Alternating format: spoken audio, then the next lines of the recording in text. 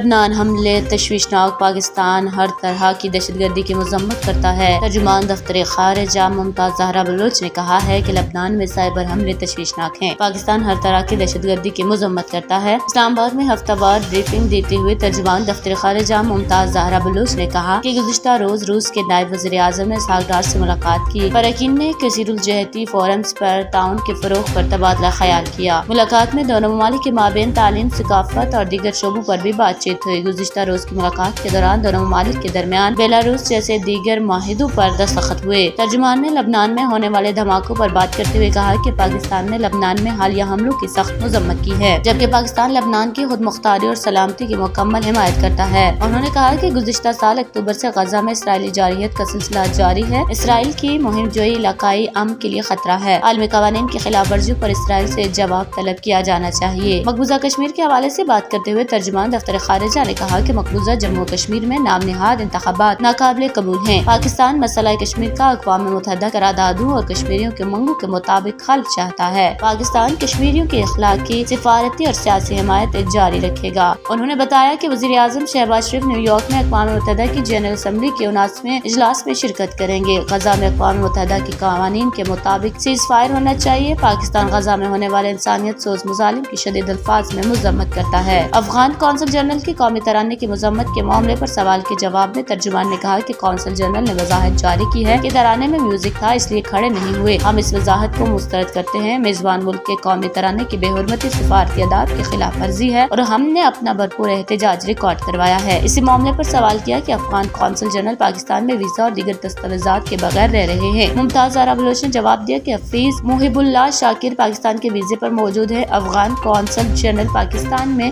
سفارتکار کا status enjoy کر رہے ہیں۔